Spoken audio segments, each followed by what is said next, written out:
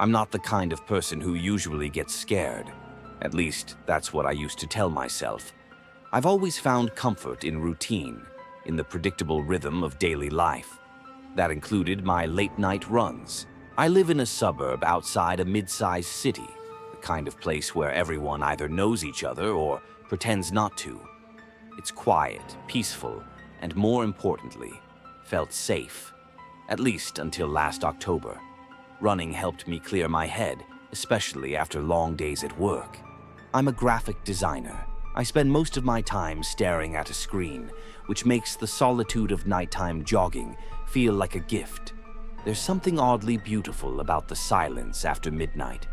The way street lights flicker on empty roads, the chill in the air that bites just enough to keep you alert.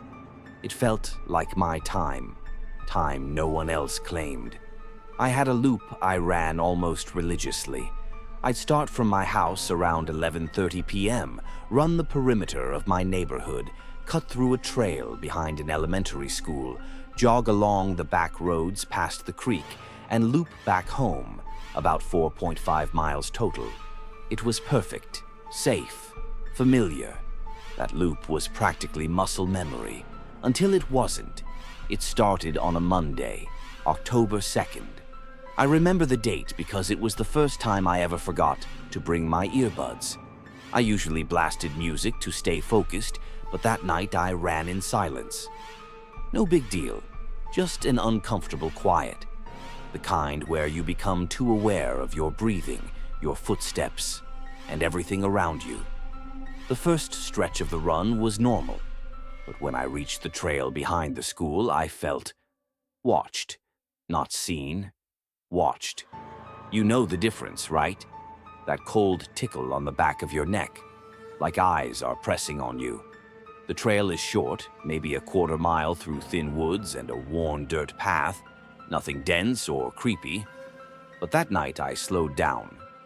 Not because I wanted to, my legs just did, like they knew something I didn't. I brushed it off, probably just the silence playing tricks on me. I finished the run and went home. Tuesday, same thing. I brought my earbuds this time, but I never put them in. Something about that trail bothered me. I told myself I was being paranoid, but part of me wanted to hear everything around me. I ran the same loop, hit the trail again, and sure enough, the feeling returned. Worse this time. Midway through the trail, I heard a twig snap behind me. Loud, deliberate. I stopped and turned. Nothing. But the weird thing? No animals. Usually you'd hear crickets or a raccoon rustling in the brush. That night, dead silence, like everything else was hiding too. I finished the run in record time. My lungs burned, but I didn't care. Wednesday, I told my friend Derek about it. We've been best friends since high school, and he's the kind of guy who would probably try to fight a ghost just to prove a point. "You're overthinking it," he said. "Creepy trail in October. Your brain's just setting the mood." Maybe he was right. Still, I asked if he wanted to join me on the run. He laughed but agreed. That night, we started together. Same loop, same trail. About halfway through the trail, Derek stopped and turned to me, his face pale. "Did you hear that?" he whispered. I froze. "What?" He didn't say anything, just stared into the woods, then slowly pointed. There was something between the trees, low to the ground. It looked human, but wrong. Crawling or crouched. Its limbs were too long, and it was watching us. We couldn't see a face, just the shape of it. I whispered, "Go," and we ran. Not a jog, not a sprint. We ran, all the way back to my house. Derek didn't say a word until we got inside. What the hell was that? I didn't have an answer. We didn't run the trail again. For a few nights, we just ran around the neighborhood. Well lit, safe, normal. But I couldn't stop thinking about the trail, the figure, the way it watched, and the silence, like the world held its breath around it. On Saturday, I broke my own rule. I went back to the trail alone. Not to run, just to look. Maybe to prove to myself there was nothing there. I walked slowly, scanning every tree, every shadow. Nothing out of the ordinary. Just trees, dirt, silence. But as I turned to leave, I noticed something carved into a tree. A small symbol, a circle with a vertical line through it. Looked almost like an eye. I took a picture of it, planning to Google it later. That night, I couldn't sleep. Around 3 a.m., I heard tapping. Not on the door, not the windows. From inside the house, from downstairs. I live alone. I crept down with a flashlight and a bat, heart pounding. The tapping stopped when I reached the kitchen. But something was off. The back door was unlocked. I know I locked it. I always lock it. Over the next week, the symbol started appearing elsewhere. On a tree outside my bedroom window. On a stop sign near my driveway. Once, scratched faintly. Into my car door. I stopped running altogether. Derek came by more often, but even he started acting strange, paranoid. He said he'd seen the figure in his backyard one night, just standing at the edge of the trees, watching. We tried to act normal, to rationalize everything. Maybe a prank, maybe we were both just spiraling. Then we got a package. No return address, no postage, just left on my front step. Inside, a VHS tape. Yes, a VHS. Who even uses those anymore? We borrowed a player from Derek's cousin and watched it together. The footage was grainy, black and white. Looked like night vision. It showed the trail, our trail, and us, running from behind. The figure wasn't in the frame, but you could hear it breathing, loud, deep, ragged. And then a voice, whispering, "You brought it back." We didn't sleep that night. We couldn't. The next day, Derek's dog went missing, found 2 days later. Dead, but not torn up, just wrong. Limbs bent the wrong way, eyes missing. We started researching local legends, ghost stories, rituals. That symbol. We found old reports of a man who disappeared near that trail in the 80s, and a woman in the early 2000s. Same area. Always October. They called it the Walker. Not a ghost, not a person, something in between. Drawn to people who see it, who notice it. That's how it follows you, that's how it comes back. We moved, both of us. Different states. Didn't tell anyone why. Just packed and left. I haven't run at night since. Sometimes I still hear it. In dreams, that breathing. Sometimes I think it's waiting, back at that trail, for someone else to notice, for someone else to look too long. So if you ever feel like you're being watched on a quiet night jog, don't look back. And whatever you do, don't follow the loop.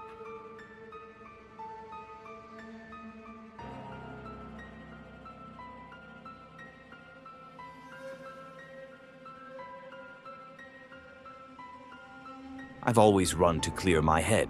Some people meditate, others listen to music or hit the gym. For me, it's been running. Just me, the pavement and the sound of my breath cutting through the silence. It used to be therapeutic, my own kind of escape. But after what happened last fall, I can't even jog down my street without looking over my shoulder. It started in mid-October, during that eerie part of autumn, when the leaves start to rot, and the wind feels like it's whispering secrets through the trees. I was training for a local 10K and had recently discovered a new path on the edge of town called Hollow Creek Trail. It was a hidden gem, completely surrounded by dense forest, winding dirt paths, and a small dried-out creek running alongside it. Hardly anyone used it, which made it perfect, or so I thought. The trail was about 5 miles from my house. I'd drive there after school, lace up, and run the 6-mile loop as the sun dipped below the tree line. I didn't think twice about the seclusion at first. In fact, that was part of the appeal. The first few runs were uneventful. just the crunch of leaves underfoot, the occasional squirrel darting across the trail, and birdsong. But then, the silence started getting heavier. It's hard to explain unless you've felt it. The kind of silence that doesn't feel peaceful. It feels watchful, like the trees themselves were listening. I brushed it off as paranoia. After all, it's fall. Days get shorter. Shadows get longer. My mind was probably just playing tricks on me. But then I started noticing signs. The first was a pile of feathers, fresh, torn, like a bird had been ripped apart. Then a child's shoe, sitting neatly on a log, far too small to belong to anyone who could have gotten there alone. A week later, a rotting jack-o'-lantern appeared in the middle of the path, grinning at me with mold-covered teeth. I laughed it off at first. Probably teens. Halloween was around the corner. Maybe they were trying to scare people. But on October 28th, things escalated. I arrived at the trail around 5:30 p.m., just before sunset. The sky was a dusky orange, casting long, strange shadows through the trees. I put on my earbuds, tied my hoodie tighter, and started my warm-up jog. For the first mile, everything felt normal. But just as I reached the bend where the trail dips down toward the dried creek bed, Izzy, my dog, started growling. Let me backtrack. I'd brought her with me that day, figuring she could use the exercise. She's a golden retriever, usually friendly and playful. I'd never heard her growl like that before. Not a playful rumble, but a deep, guttural sound from the pit of her chest. She stopped cold, hackles raised, staring into the woods. I paused my music, looked around.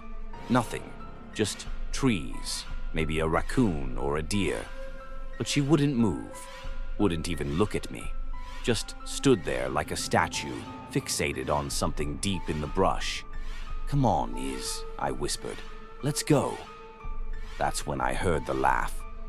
It wasn't loud, more like a dry chuckle, carried by the wind. But it didn't sound right.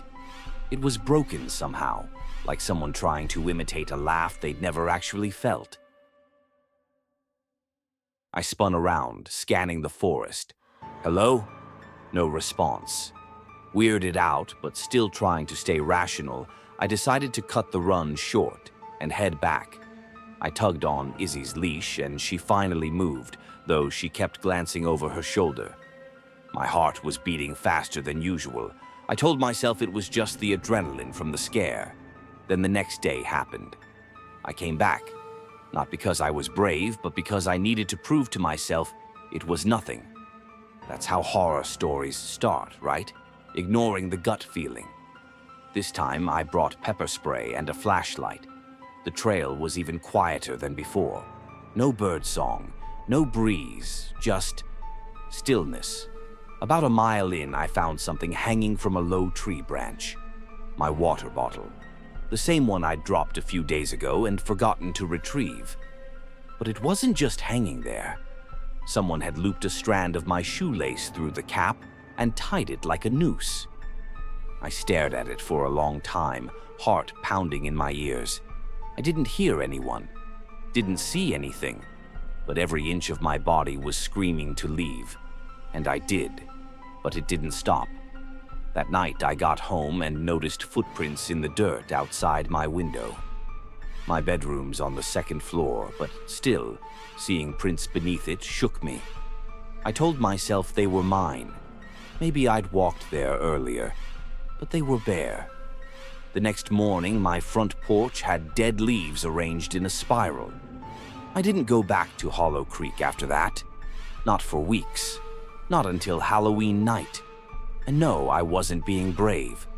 I wasn't trying to prove anything. I was looking for Izzy. She slipped out while I was handing out candy. I didn't even notice until an hour later. I called and called. Nothing. Then I found her leash on my porch. I knew someone had taken her. I drove straight to Hollow Creek. The trail was pitch black. I had a headlamp and my flashlight. My hands were shaking. I couldn't stop thinking about the way she'd growled. the way that laugh had sounded. I called her name into the woods. Nothing. No rustling. No movement. Then I heard it. A bark, sharp, panicked somewhere ahead.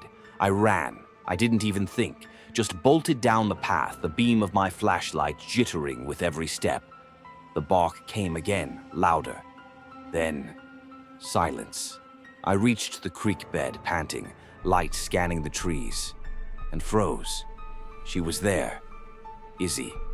Sitting completely still, staring into the forest. I called to her. She didn't move. I took a step forward, and she turned to me. Her mouth opened, but it wasn't a bark. It was that same broken laugh. My blood ran cold. The sound came out of her mouth, but it wasn't hers. It echoed, metallic, raspy, wrong. Then she ran, not toward me, away. I chased her. I don't know why. Maybe I thought she was still in there, still reachable. But the thing is, I never caught her. What I did find was worse. Deep in the woods, where the trees bent unnaturally low, I stumbled into a clearing. In the center was a cabin, collapsed and half swallowed by vines. I'd never seen it before. I don't think it's on any map. The door creaked open on its own. Inside, it smelled like damp wood and iron. The walls were covered in photos, blurry, black and white, aged to yellow, faces scratched out. Some of the photos were of people I recognized, teachers, townsfolk. But others were of runners, teenagers, adults, dogs. Some of the photos were recent. One was of me, and another was Izzy. I ran, didn't stop, didn't breathe, just ran until I got back to the car. Izzy never came back. I didn't tell anyone. What would I say? That something inside her laughed like a man. No one would believe me. But here's the worst part. A week ago, I found another photo on my doorstep. This one was different. This one was of someone else, my younger sister, standing in our yard. And behind her, almost hidden in the shadows, was a man, short, wearing a thick coat, hat pulled low, smiling. I've since moved, changed my number, bought locks, cameras, alarms. But sometimes, just sometimes, I still hear it. That laugh.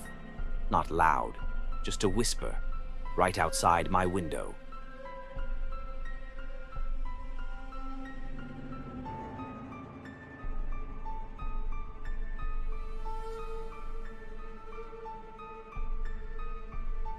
Willow Creek was the epitome of suburban tranquility. Nestled between rolling hills and dense woodlands, the neighborhood was a haven for families seeking peace away from the city's chaos. Among its residents was 12-year-old Lily Thompson, a curious and imaginative girl who loved exploring the nearby woods with her younger brother, Max. One summer afternoon, while venturing deeper into the forest than usual, Lily and Max stumbled upon an old, dilapidated cabin. Its windows were boarded up, and ivy crept along its weathered walls. Despite its eerie appearance, curiosity got the better of them. Inside, the air was thick with dust and decay. Old furniture lay in disarray, and faded photographs adorned the walls. One photo caught Lily's eye, a family portrait with faces scratched out, except for a young girl who bore a striking resemblance to her. Uneasy, they decided to leave, but not before Max pocketed a peculiar antique key he found on the floor. That night, Lily couldn't shake the feeling of being watched.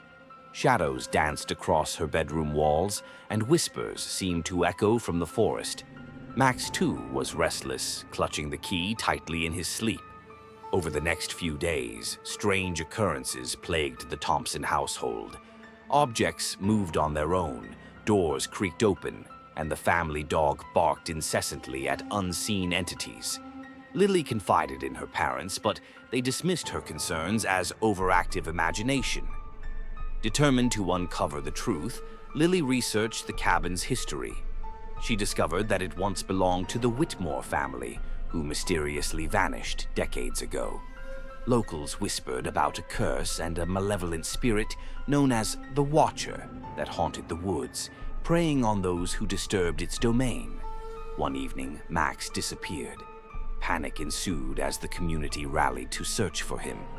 Lily, guided by intuition and the clues she'd gathered, ventured back to the cabin. Inside, she found a hidden staircase leading to a basement shrouded in darkness.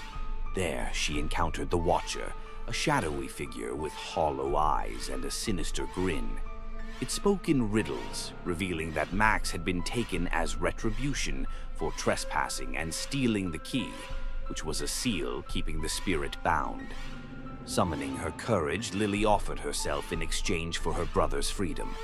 The Watcher agreed, but warned that the pact would bind her soul to the cabin forever.